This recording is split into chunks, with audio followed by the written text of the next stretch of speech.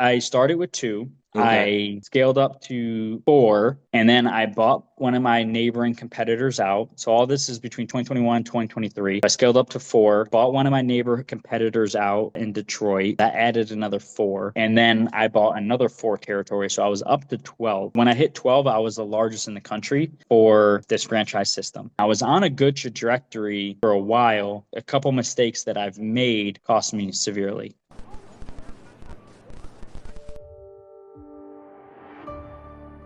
Hi, everyone. My name is Vince Gethings. I am the co-owner and founder of a company called Tri-City Equity Group, as well as a couple other companies. I have a flooring company, installation franchise, and property management company. And most recently, I acquired my mentor's coaching and mentorship group called Wheelbarrow Profits, about 1,400 members in that community. So that is my new fun project going into 2025. Um, Before that, I was in the Air Force for 16 years active duty. I'm technically still in the reserves. I have to fly to Hawaii next week to do a PT test. So it's going to be a fun trip out there. They're paying for me to go to Hawaii for 4 days so I can go run Nice. around a track for 10 minutes. It's that this is the stuff Doge was talking about. And I'm like, I'm living it. Like they're literally flying me out there to go run a mile and a half. But it is what it is. So, um, but yeah, I'm a serial entrepreneur. I love small businesses, specifically in the home service sector, like a lot of us, flooring, insulation, plumbing, things like that. Because those businesses are really easy. I'm sure you've talked about them in the past. And once you create a framework for one, it's pretty much copy and paste. Most home service companies are very, very similar. And then on top of that, they provide horizontal income for my real estate company's Tri-City Equity Group, where we have about 100 million in assets under management there. So having a floor company and then also have the biggest customer or one of the biggest customers being my equity company that has a bunch of floors. So creating that horizontal income and that reciprocity between the companies is a lot of fun as well. So that is how I am growing my enterprise here. Home service So companies, real estate. so let's talk about like the first. So the first one was that koala or was the flooring first? Koala was first. That's a franchise. Yep. Okay, so let's talk about koala. So tell us a little bit about how did you get started with koala and how did it go? Great. So in 2021, I was in Hawaii, COVID, decided to get out of the military. That's kind of the setting the stage of this. I already had some real estate at this point. I was getting good cash flow, good returns. And when I went to go apply for a house back on the mainland in Michigan, I was denied. Um, and that kind of threw me off because my income as far as cash was really good, especially for the house I was buying. It wasn't anything crazy, but I got denied for this home loan, and it threw me off. And when I sat down with the underwriter, they were like, "Well, we see you have all this rental income, but this rental income is passive, and our bank discounts passive income if we take it at all." So that was the first time I was like, "Well, I didn't read about that in any books." So that was the first time I kind of got caught off guard with how banks and lenders and credit unions actually look at passive rental income, and they discount it heavily, right? Um, so that was the problem I need to solve because on one side I was leaving my W two, so they already took out my W two income because I was getting out of the Air Force, and they didn't take um, my rental income. I think I was able to convince them to take half of it, so 50% of my rental income from my portfolio they were able to take. Still wasn't enough to qualify for the loan. So then I had my partner, as I'm trying to solve this problem, I had my partner, he was in gyms, he does anytime fitness gyms, really successful there. And I was like, I'm gonna go open a franchise and go the franchise route, buy a system, and get into that. I talked to a broker, franchise broker, that they you sit down with them, they give you like a list of 1,000 franchise opportunities that they're trying to sell, and they're commission based. And I narrowed it down to a installation company called Koala Installation. And then once I signed up for that, paid my fees into there. Then I was able to give that business plan to the bank and say, hey, I'm leaving my W-2, but I'm buying this company that's going to provide another W-2. And that's how I was able to get my home loan for when I got out of the military. So that was the start of my business acquisitions, my first venture outside of just commercial real Well, estate. that's an interesting Yeah, beginning of of starting a business just to buy a house. yeah, Okay, I I was like gonna it. be homeless. Yeah, That's cool. So how many territories did you get? I started with two. Okay. I scaled up to four, and then I bought one of my neighboring competitors out. So all this is between 2021 2023. So I scaled up to four, bought one of my neighboring competitors out in Detroit. That added another four. And then I bought another four territories. So I was up to 12. Um, and I was on a good trajectory for a while. And then a couple mistakes that I've made cost me severely. So when I hit 12, I was the largest in the country for this franchise system. What was the Um, revenue at the time? the revenue at the time was like 1.5. Okay. Yeah, so I was acquiring territories very very quickly. And were you netting anything, or are you still growth mode, That not that making was any money? that was uh, that was either neutral or maybe slightly negative during that time with me pulling a salary. Okay. The the mistake I made was the territories have well, for this system, it's very, very common in these types of franchise systems. The territories have minimum royalty fees that are owed every week. Okay.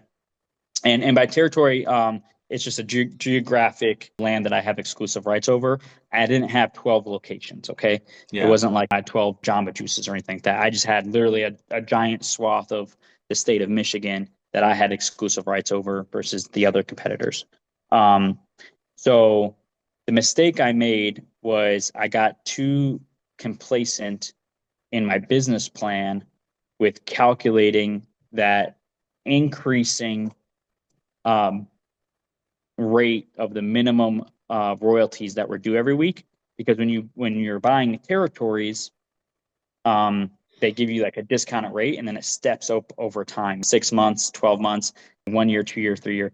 When I hit the Oh, 3 year mark, is when so 2024. So the beginning of 2024 is when I was like, oh crap, I miscalculated because my revenue was not increasing um, as fast as everyone the thought it was, and this minimum. was like a whole big franchise thing that I can get into, like lawsuits and everything. But the revenue wasn't increasing as fast as everybody thought it was supposed to be, and the minimum royalty fee was creeping up real fast. So I think at the peak was I was spending about 24 grand um, a month on the minimum royalty fees, regardless if I made any money or not. Hmm. As far as like percent of revenue, it was like 20%? 18%. Yeah, Yeah, 18, 20%. 20%. Yeah. Yeah. That's Yeah. crazy. Yeah. I know. Cause it was like 6% royalties, right? Is what they pitched us. So this ended up in a whole big, during this time, and I don't want to get too far off track here, but during this time, there was like this whole big lawsuit. 85 of the franchises band together, hired an attorney, and went after the franchisor for misrepresentations and overestimating, or overselling pro formas and stuff like that. And I didn't know about any of this until like the very end. But I benefited from it because we won the lawsuit. Um, and we ended up getting our royalties cut in half. So at the time, so now we're talking like the Q4 of 2024. So this is all like very, very current. Yeah. So 2024, at the end of 2024, I realized my miscalculation. So I started hacking off territories and just buying my way out of them. So I sold a couple of them to one of my neighbors. Um, I just paid the termination fees to the franchisor to just start consolidating down to where I was profitable, get that royalty fee under in that 6 to 10% range. So while I was doing that, the lawsuit was happening. We ended up winning, and that dropped our royalties in fast. So going into 2025 Q2, my royalties went down to like we're like 8 grand now. So it went from like 25 grand to like 8 grand a month. So Nice. now And it's you great. still at the same revenue, or you went up? Yeah, we're still about that same revenue. That is more so on my internal issues rather than the market. I just fired my GM like last month, Oh wow. so that kind of uh, Okay. Eh, stalled eh, everything out. But and that yeah, lawsuit, just go back, the lawsuit, did they actually discover that they were overestimating, or what else were they doing that I don't know the behind this. So there was a couple of shady things that they were doing, but a lot of it was like misrepresentations and other legalese kind of things that the lawyer was using. And again, I joined in like the 11th hour on this thing. I didn't know like this whole thing was going on for like a year. And somebody called me, so what do you think about the lawsuit? I'm like, what lawsuit? And they're like, you haven't talked to Doug yet? And I'm like, who's Doug? And then I kind of got the crash course and then signed on at the last minute and ended up getting in on the addendum that they did. But I don't know what happened really behind the scenes other than they ended essentially settling or Mm, mediating. got it. Um, and that ended up driving an addendum to our franchise agreements, essentially cutting our royalty fees in half and capping them, and then giving several people some outs if they wanted out of the franchise system Okay. without penalty. So, but yeah, it's been rocky. It's been a lot of learning experience with that franchise. And overall, I think it's going to be good. At least I Okay. have something sellable now. Like that was the big, the big thing is Yeah. like you have all these people like hey, I have this big thing I can't sell because of all these issues with it. But now after this addendum change, now we have an actual sellable asset for those that wanted to finish Nice. scaling it up and getting out. Looking back, would you start a franchise again? No. No. If Okay. I well, it's kind of baited because I know what I know now. Yeah. Knowing what I know now, Yeah. I compare and contrast to like my flooring company I own, Yeah. it's infinitely easier and less stressful.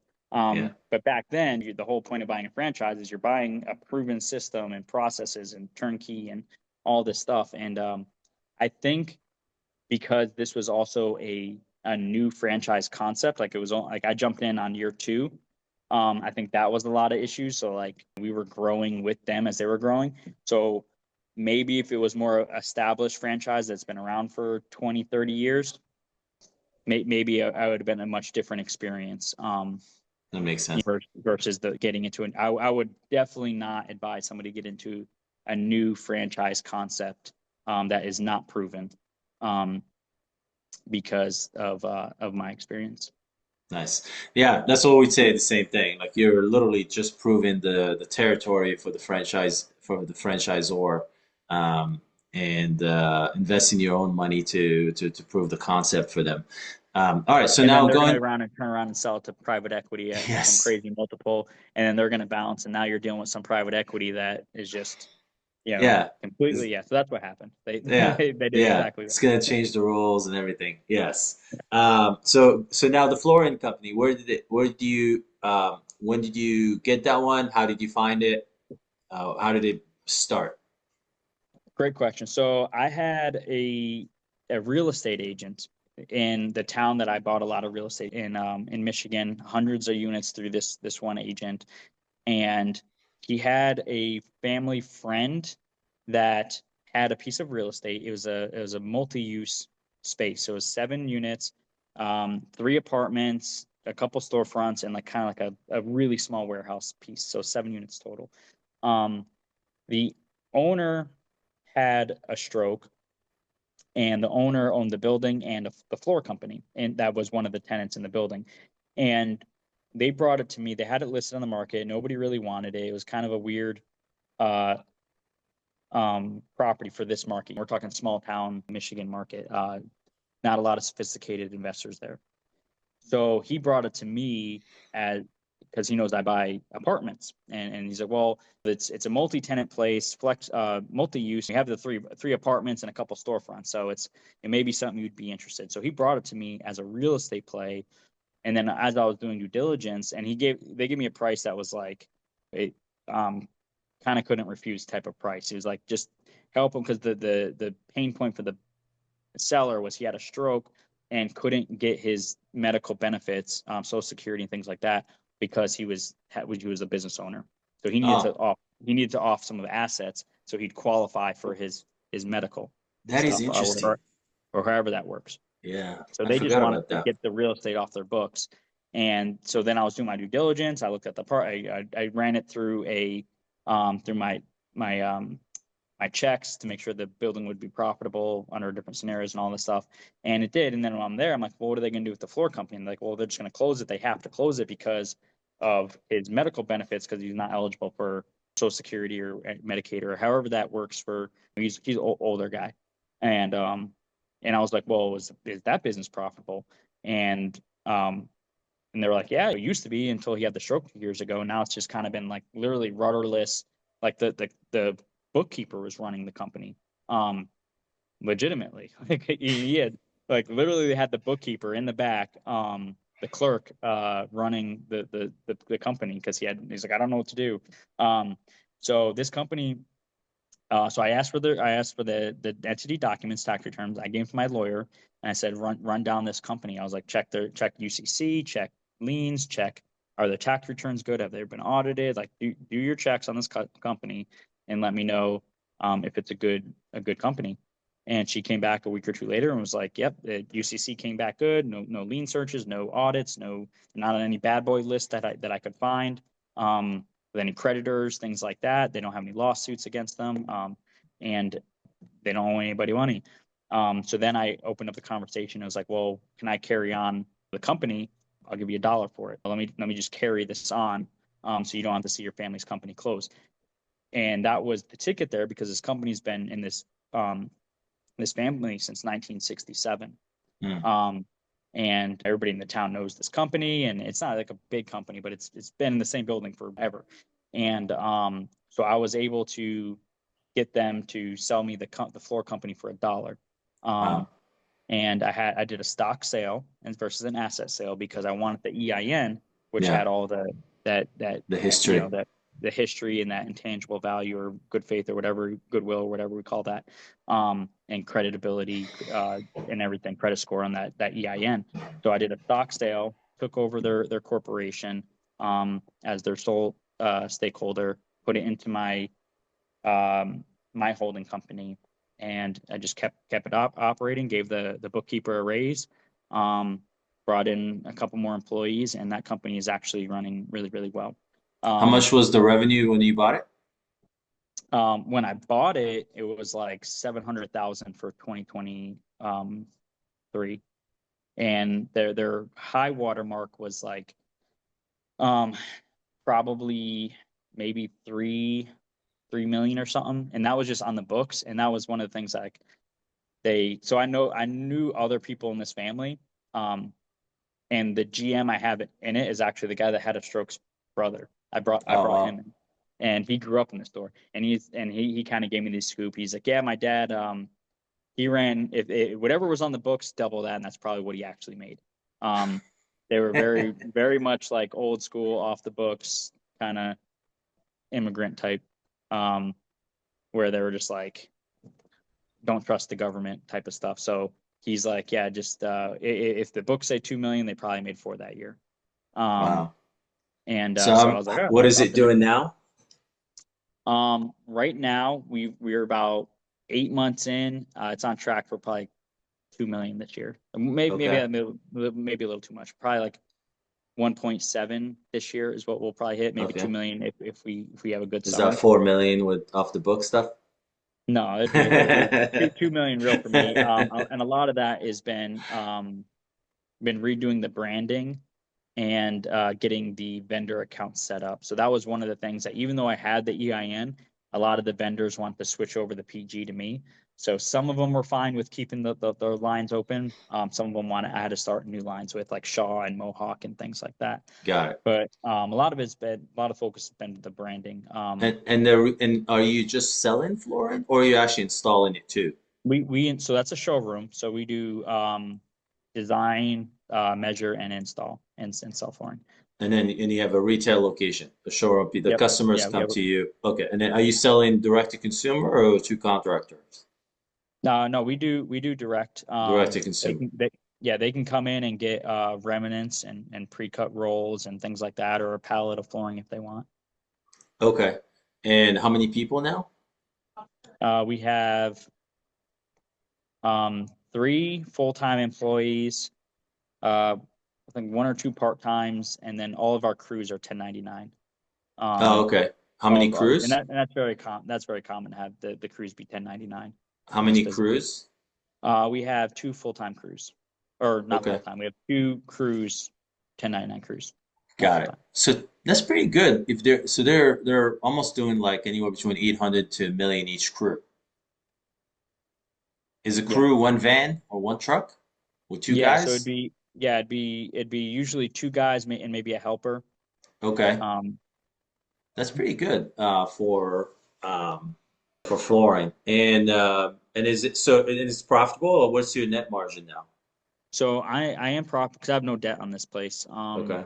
So I am profitable. I pull a salary from it, and we're probably I haven't done a full year yet, and we're kind of like ramping up, but um, 10 to 15% net Okay. After the salary or probably before the salary?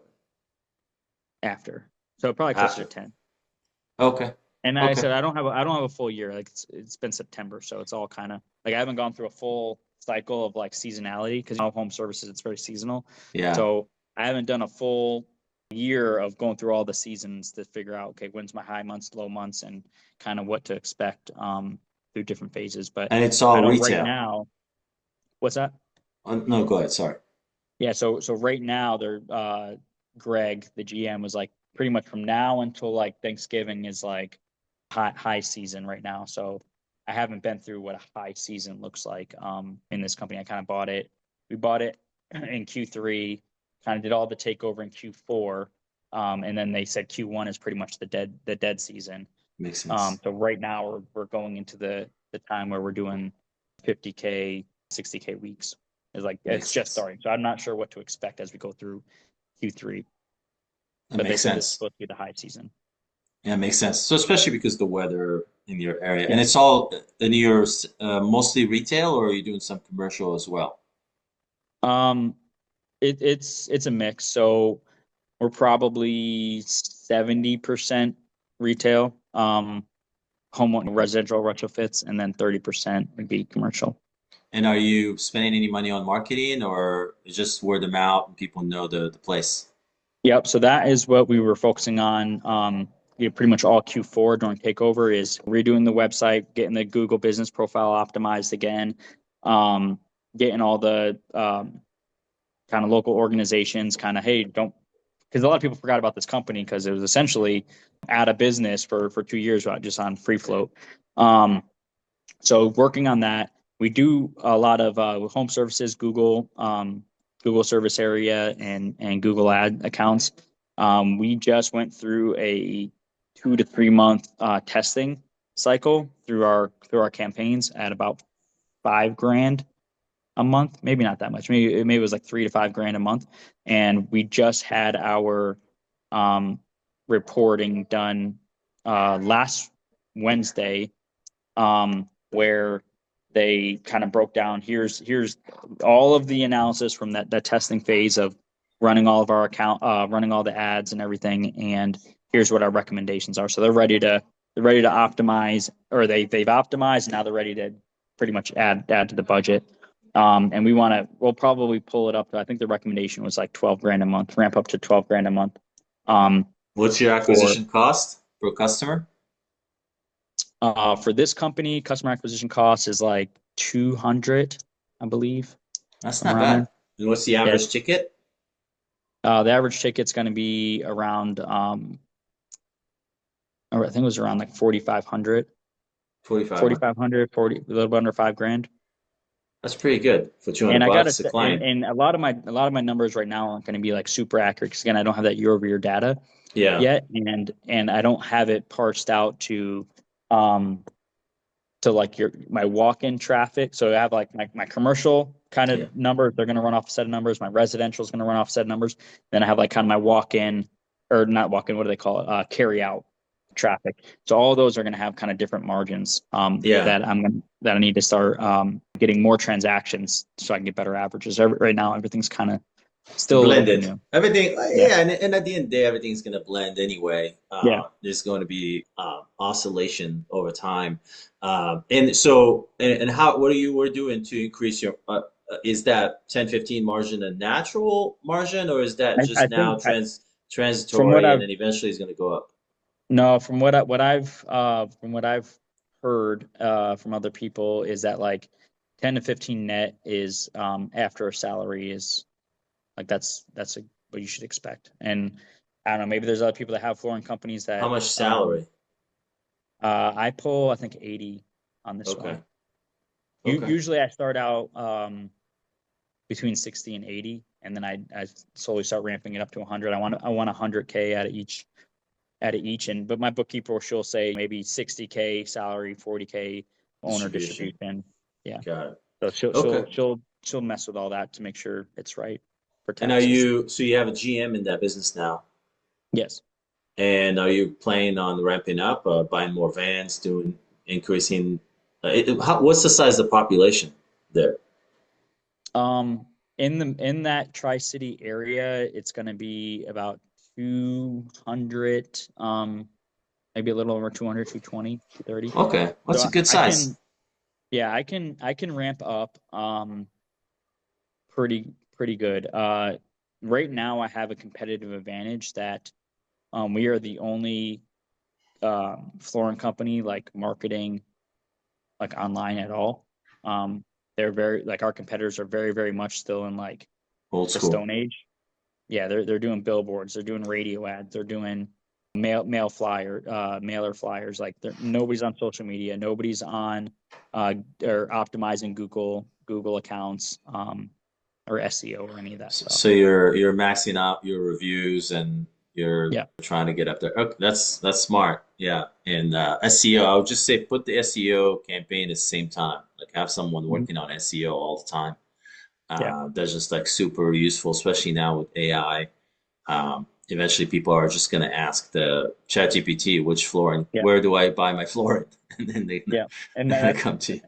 yeah, and that's the exact question as far as like SEO to my developer is like, um, I don't want to show up number one on Google. I want to show up number one when somebody asks Chat GPT or Yeah, Grok or Gemini, who's the best flooring company near me, whatever bases they're querying, yeah, like optimize our websites for that because yeah, that's the future.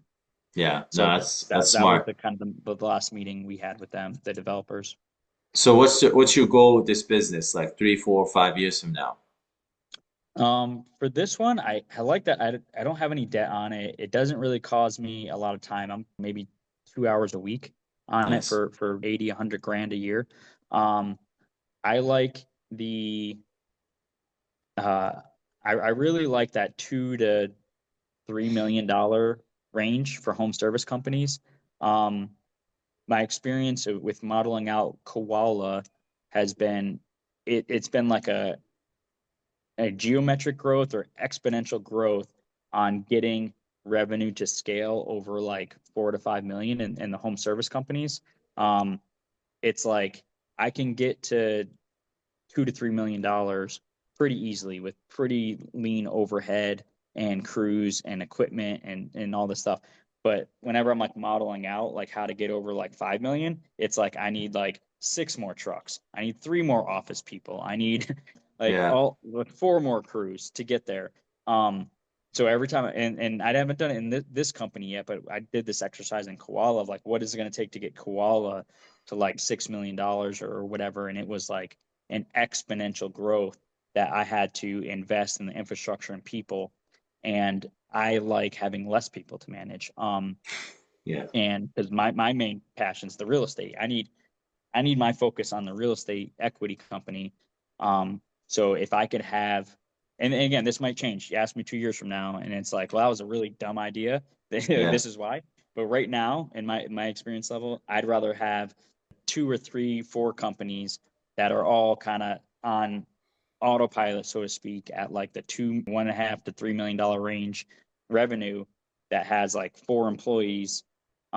that I'm putting 1 or 2 hours a week in, that I'm pulling $100,000 salary plus owner distributions at the end of the year. That to me is more appealing than trying to take one company and trying to scale it exponentially. Because the So I time I think need to put in, the infrastructure I need to put in, and how much that's going to take away from my real estate company, I don't want to do that right now. so I think the employee right now you have the GM, you have the bookkeeper, and then what Yep. else do you have? I have the GM, the bookkeeper. I have an office manager, inside salesperson, and then I have an outside salesperson that kind of floats between the two companies. And then I have the uh, my controller, and then the install crews. And right Okay. now I have just recently, since I fired the general manager on my other company, I've merged the back offices of both companies. So I have some economies there and efficiencies there, because now they share all the inside people are shared between the two companies. Oh, okay. Nice. And so now your essentially your bottleneck's going to be how many vans or crews can you handle with the team that you have with those 5 people? Yeah, Especially or at least with the GM. If the GM can handle like right now he's got 2 crews, how many can he handle? yeah. I think he's got like two or three. But they're 1099, so it's like they're not. They kind of come and go as the work come and go. So with Yeah. it's more of like a roster of people that we can schedule versus Okay. dedicated So that crews. I think GM maybe, technically can handle like 10 yeah, crews and be yeah. comfortable. I could say you can probably do two or three. Once I get over that, then it's like, all right, he's going to be task saturated. So now I need to get him an operations guy or a production manager, and then get what I'm saying. So it's like, um, so that's just been my experience with the home service companies, is that like you can run pretty lean and get to a couple $1 million. But if you want to have that breakthrough above five, it's like it's not like you just add one or two people. It's like you have to add like 10 and a Hmm. lot more equipment. And for whatever reason, that's how it modeled out for me. I Whenever I think did, this one is a little bit different than koala because koala you had and you were vertically integrated. You had the yeah, crews, the vans were yours, everything, and then the yeah, vans good were a point. certain equipment, a certain you And the had to equipment costs way more. A rig in koala is specialize. 90 grand, Yeah, where flooring tools are cheap. So yeah, yeah, good point there. yeah. So I think this one you could probably scale a little bit more and keep the same overhead. Um, and yeah, plus the people carrying, plus the other stuff Yeah, that you can what I'm add. thinking about for doing with the floor company is, and not thinking about, I am doing this, is I'm going to do a branch down here in Texas, um, and then run the back office through the one in up through Michigan. So I'll use like the Interesting. clerk. Yeah, I'll use the clerk, the office manager, and the general manager from Michigan, and run um more so a wholesale. I'm going to start out with a wholesale crew. So we're not going to do installs. We're just going to do wholesaling, because then down here, all I really need is a location and a field sales, and then Interesting. get my foot in the door down here in And Dallas. on in terms of flooring, do you do everything, including carpet? Hmm. Oh, Yep. okay. We So do when you do carpet, we do carpet, do you tile, we do LVP. Yeah. okay? Because usually these carpet or well, they end up touching on the restoration business because they get a lot of business from restoration. Hmm. Did you so eventually who's got their hands up? Is that me? Oh, me. Never mind. Yeah, so it's interesting because that's how Ben Surdi ended up shifting from he started as a carpet company and then he ended up building a restoration business that he ended up selling for like 14x or something. So that's an interesting kind of like side thing late for later Restoration, as in like when there's a flood or yeah, yeah, there's okay, yeah, yeah, yeah, yeah, yeah. yeah. So they go and then they Yeah, remove that the that actually is on my parking lot of businesses to explore. That is at the yeah. top of the list. That's an easy 'Cause add-on. yeah, because I see what these guys charge me with the Yeah. apartments, and I'm just like, man, what did I just spend 5 grand for? A couple floor fans and a dehumidifier, like rentals. I was like, this is crazy. So And we have Ben Surdi. Ben Surdi sold his company. It did about 2 million in EBITDA for like 40 million. and Nice. we have his business banker is going to come and speak to the group, and he was telling me like literally he just sold one just like that this year, same level of multiple like 12 times. That's So there's awesome. still very big appetite for restoration businesses that are in that 2 million EBITDA kind of size. So now this one is running, it's doing well. You're kind of like tinkering with it. Hopefully, you're gonna grow it slowly and surely. Now, how did the next acquisition start? The Jake and Gino. Oh, yeah, that completely out of left field actually. I wasn't planned. I wasn't looking. Um, I was a coach in their program for the last 5 years. I've been involved in the community for like the last 7, 8 years. Um, and they came to me at the end of Q4 and want to know if I would kind of take the torch of that company and buy them out. The whole bunch of assets that came with that transaction, but essentially continue on the program as the new owner of it and carry the torch, I guess, for the next uh, generation of multifamily investors. And yeah, again, that one was not planned, and um, not a whole lot of transferable skills from the home service companies or frameworks and models that I built out. Like when you go from like running a home service company to trying to see if those systems and processes work on a high ticket online coaching company, and yeah, pretty much everything had to be like built up. So all the marketing systems and fulfillment and all that. We just we're going through right now, and the margins on those are really really good. So I do like the the margins on the coaching, mentoring, or high ticket online sales stuff. Um, but everything has its pros and cons. But that's how that Yeah. one came. I'm very excited of what we can scale that one. We're about to scale that thing as fast as we can. So We have so what we are, have you a good said the team in pros is place. the margin. What are the cons? The cons are I'm the public person and I'm not Yeah. a very public person as far as like extroverted and charismatic, and I have to the become the face of this organization, and a lot of people kind of put that not pressure but it's expectations of me leading this community, Yeah. and so that is new.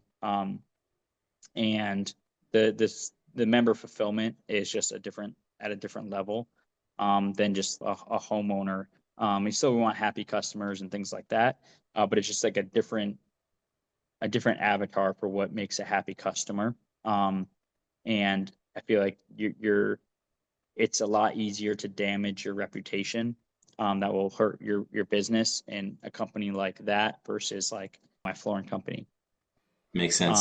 So I feel like the risk of a disgruntled community member can impact the group a lot more. Well, I think especially because it's intertwined with your other business, which is the real estate business and Yeah, raising capital, and so those kind of like are very connected. That's the biggest risk that you have there. yeah. Vince, how do you look at the value of that business with kind of a strong brand behind those two guys and their books now coming to you? Like how do you think about kind of gapping the going from there to where you are now? As far as the value of the company, I mean, value of the company, but also like just marketing funnel, right? I mean, how much was coming from their books of a similar well, name? I own their books, Oh, okay. so I bought everything. So I have So the you bought all the copyright, the IP. Bought all the IP. I have all the IP, the domains, the Instagram accounts, the everything. Um, so yeah, we have it all. So if Um, that's the case, then how has been the reception of going from Jake and Gino to Vince been inside the community, or kind of has that been a relatively straightforward So, transfer so process, or? inside of the community, the reception has been great. I haven't really heard anybody that was like not happy with me taking over because I'm not an outsider. Mhm. I've been in this community for 7, 8 years, so very very few people don't know who I am. So I think as like as a does Vince have the credibility and track record to lead us? I don't think was at least I haven't heard of anybody having that. As on the sales side. ain't nobody know who Vince Gethings is on Facebook or YouTube. So that has been the uphill battle of. Luckily, I was able to negotiate that we can keep their funnels on for a period of time. So we're still getting leads in through their funnels as mine are built and they're working. But the quality of leads that we get from their funnels is like 10x the quality of leads I get from my funnels, because the people that go through their funnels have known them, consumed their material, have been watching their podcast for 5 years, and they're finally ready to jump on. Versus my funnels are Cold. click here for cold leads, click here for a free book or guide or whatever, and then getting them on a call to engage them and things like that. So we've had to build all new funnels, all new systems, all new websites, and all that stuff. But luckily we're able to keep their funnels on for a period of time until mine can get going. As far as like closing the sales, even when we tell somebody that came through their funnel that like, hey, they sold to this guy and he's great, he's all the same. I haven't heard from the sales guys that has been a detriment of like, oh, hey, we came here for Jake and we're not interested anymore. I don't think that has come up really. Yeah, it's the same content. Yeah, Gino's still around. It's the same content, same education. And are you planning on extending their agreement with them to keep that warm lead flow? Because man, I hope so. Yeah, so I'm gonna so I went above and beyond the original contractual agreement by offering them almost like a commission for leads that come through their funnel. Yeah. With the goal of one, showing my appreciation for keeping their funnels on and everything like that, but two, hopefully that like they just like that commission and they keep them on. Yeah, but what are they going to do with those funnels if they don't go? I'm assuming you have some kind of non-compete on that education set. Yeah, so there's nothing to do with them for them with those leads. Yeah. And you're paying for the ads and everything. Yep. Yeah. So I'm paying for all the ads. Well, so I have my ads running that go to my funnels.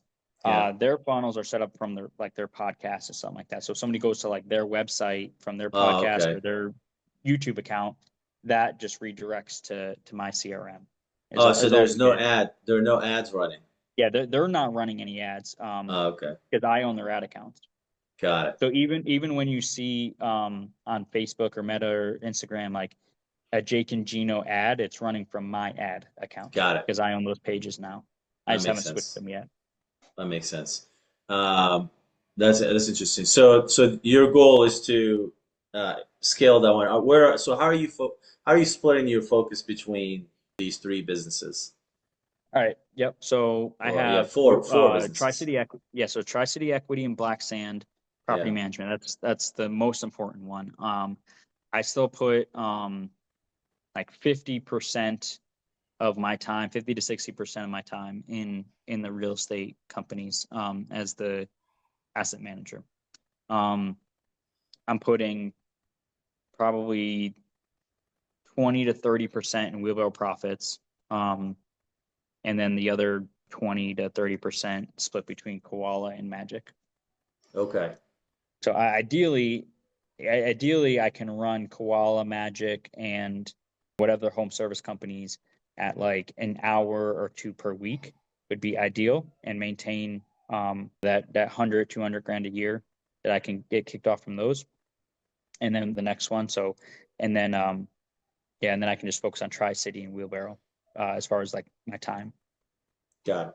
And so you see more opportunity in the Wheelbarrow business? Yeah, for scaling, I think as everything I've seen, I think scaling the Wheelbarrow one would be the best use of my time for profit percentages and dollars and speed. I think that one can scale a lot faster than the other ones. Yeah. So that's where I see the biggest opportunity there. Long-term growth, equity growth, tax advantages. It's Tri-City all day. Everything for me ends at Tri-City. All the dollars I make in all the other companies and at the equity company for the real estate. That's why those other companies exist, is so I can buy more real estate with my with my team and my investors. So everything flows to Tri-City, everything excess anyway. And then if I can bolt on two or three, ideally I'd have like four or five home service companies all kind of operating at that $2 to $3 million range. Lean, small crews, low overhead, no debt. Um, if I can duplicate what I have in Magic two or three times, I'd be very happy. So it's almost like a single location, one good manager running least amount of headache, 10, Yeah. 15% net, and you're good to go. Yeah, I think so. And then no debt, no huge equipment. Quality, you brought up a good point about that I didn't think about before about scaling Magic, the carpet versus the spray foam company is the equipment costs. Like Yeah. the equipment in the carpet company is negligible, a couple cars, vans, whatever, where it's like every time I want to increase revenue, it's like a $90,000 trailer and a $40,000 F-250. So it's Yeah. like this huge capital expense um, that I have to, if I want to bolt on another $500,000, $600,000 in revenue, I gotta find 100 grand to buy the equipment to get there. Yeah. So that's a big difference between those two companies. And Yeah, Vince, that's why. Go you're ahead. based in Texas, right? And this stuff's in Michigan. So how is that true? Is that a correct statement? the carpet company and the spray foam company is in Michigan. Yes, But you're not there, right? You're I'm in probably Dallas. you're in Dallas. So how often are you thinking about having to be there hands on, right? So and you got an online business too with Wheelbarrow. So how do you think about where you physically go places and how often you have to touch them? I should be in Michigan like once a month. I should pop in and do, even if it's a quick turn, day and a half trip. That's where I feel like I should be right now. Magic has been pretty good. Needs a lot more attention. Every time I seem to kind of take my eyes off that one, it runs astray. But I've also haven't found that kind of key player either yet. So I've been cycling through kind of leadership positions if I can find somebody that has the characteristics that I need, that they can operate without me looking over the shoulder every day. But even with that, 1 or 2 weeks or 1 or 2 days a month, I think would be a good tempo to fly up there. And good thing is, like, flight wise, logistically, it's not bad. I can fly. Spirit does like $58 flights nonstop, Detroit to Dallas. So it's not like a huge lift and burden to shoot up there real quick and go check things out. Um, yeah, I had something else, but I forgot. You asked about Wheelbarrow. So Wheelbarrow mostly is online. And when we do live events, I'm going to be doing a lot of them here in Dallas.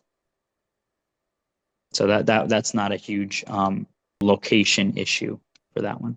Listen, as somebody who's I thought had a lot going on, you've got me beat. So I love it, man. I love the hustle. Keep it And up. he's got a really good operation. I mean, I saw his, I was at his event and I saw the team and the property management, the asset management. Very impressed. I was very impressed with the quality of the people, the organization, the operational excellence. It was really well done. So, Thanks.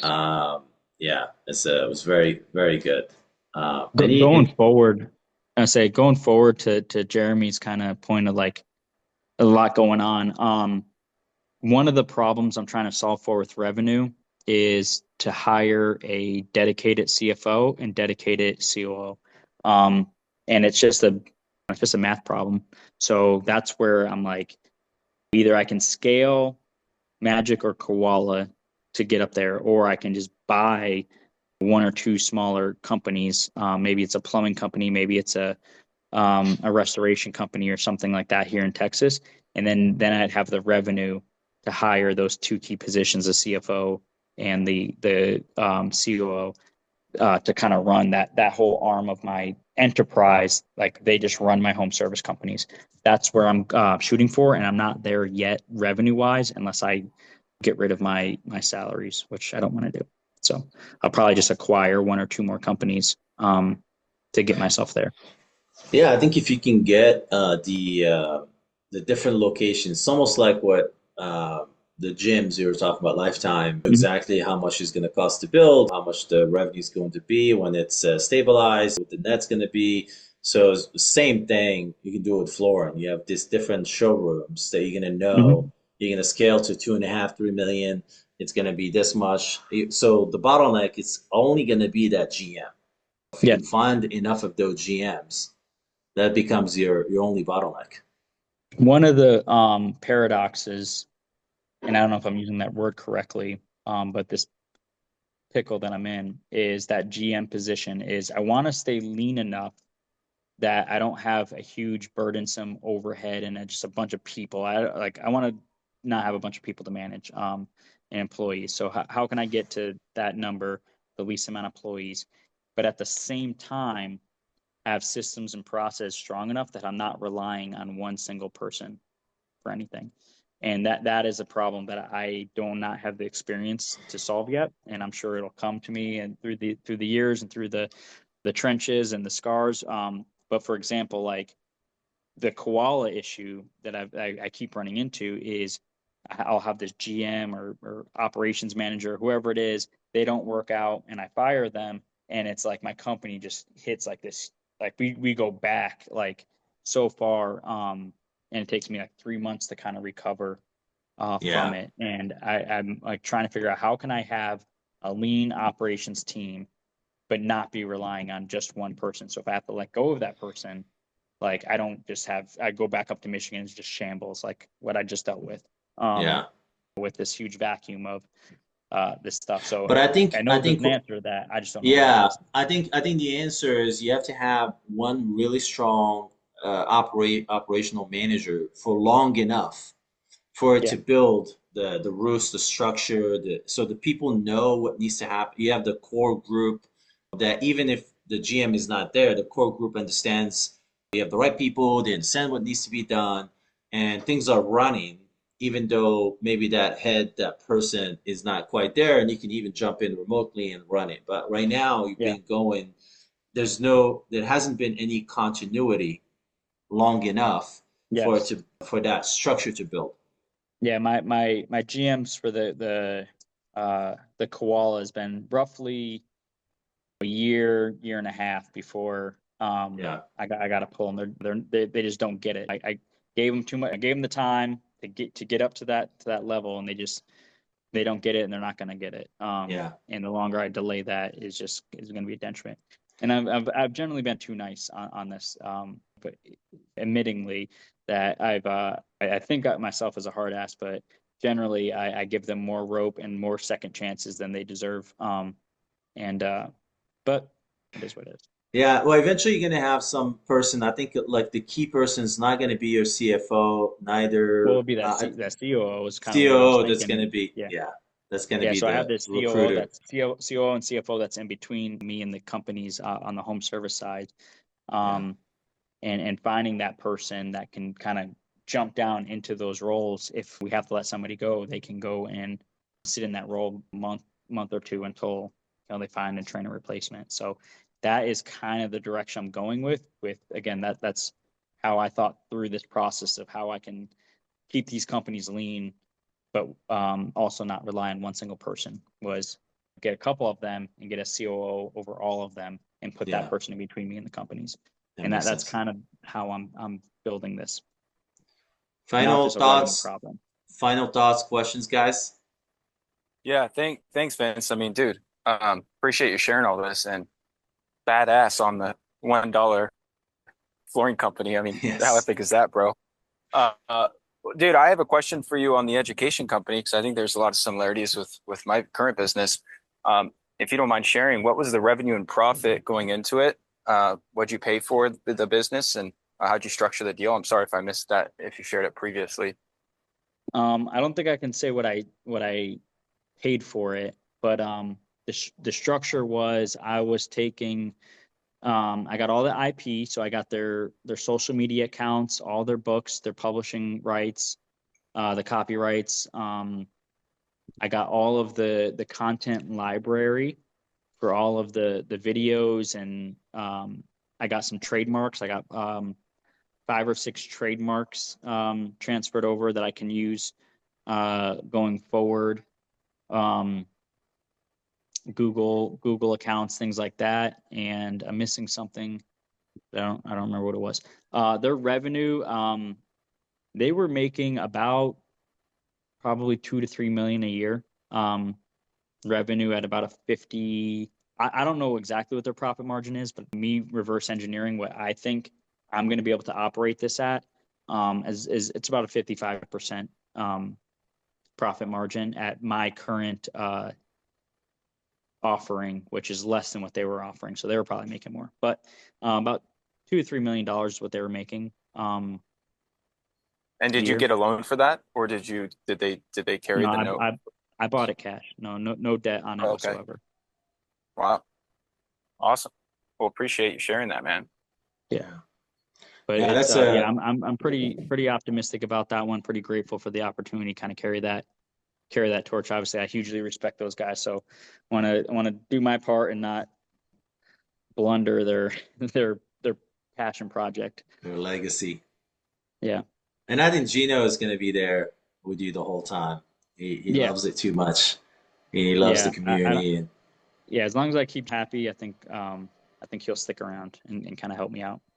yeah, Because again, it is very different than anything I've ever done. There wasn't a whole lot of, oh, this is my org chart that I can use. Like everything is different. So marketing systems, everything. So so it's an interesting.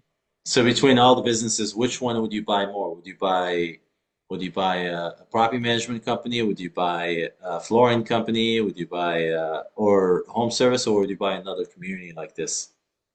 I would probably buy a, well, one, I don't think I could replicate the deal I got in for Wheelbarrow. Yeah, I think that was again a one-off that it's just a lot of relationship, 8 years of relationship equity to result into that transaction.